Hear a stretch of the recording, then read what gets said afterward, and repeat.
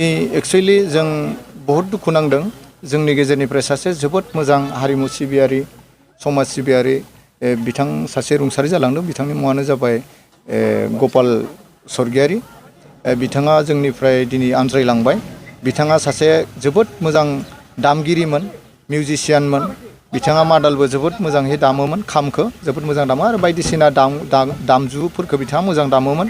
हारिमुनि जानानै गोलाव सम बिथाङा खामानि मावबोदों आरो बिथांखौ जों बिथांनिफ्राय जोबोद आसामोन फैबाय थानाय समफोराव हारिमुनि थाखाय खामानि मावनायाव जथेस्थ'नि बिनि माने अबदानखौ मोनबाय थागोन होननानै। नाथाय दिनै जोबोद दुखुनांथाव बिथाङा जोंनि बे संसारनिफ्राय बिथाङा आनज्रायबाय, रुंसारि जालांबाय।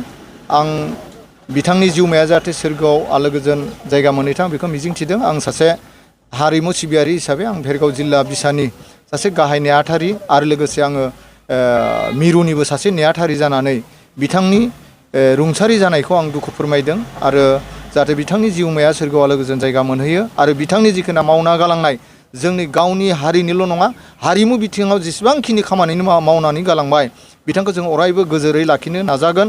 बिथांनि मुंखौ जों अरायबो लाखिनो नाजागोन आरो बिथांनि जिखिना बिहोमा होलांनाय बेखौ जोङो गावनि मोनसे मावनायाव बोलो हिसाबै सानना लानानै जों आवगायलांगोन हारिमु सिबिनायाव। लोगोसे जोङो बिथांनि न'खरजों जोंबो दुखुखौ समानै जों बानस'नानै लादों।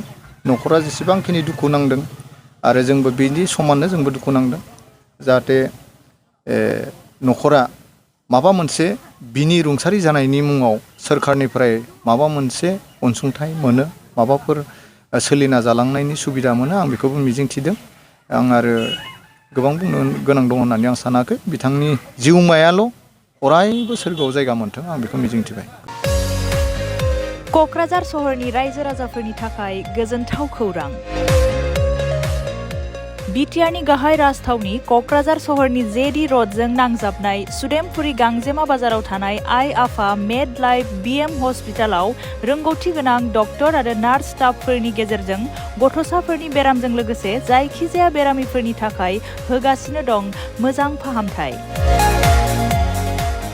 बे हस्पिटालाव नोंथांमोनहा गोबां फाहामथाय खाबुफोर मोननो हागोन। 24/7 emergency service, laboratory, pharmacy, paediatrics, medicine, gynaecology, dental, urology, dental X-ray, play area, X-ray, sonography, OT, ICU, NICU, पीआईसीयूनि खाबुफोरखौ मोननो हागोन। आइ आफा मेड लाइफ बिएम हस्पिटाला 24 घन्टा जेब्लाबो खुलायै थागोन आरो लांलाय लाबोलायनि एम्बुलेन्सआबो मोजाङै सार्भिस थागोन। आबुङै खौरां लाहरनो थाखाय 91016554308822688026 जानबुं नम्बराव खौरां लाहरनो हागोन।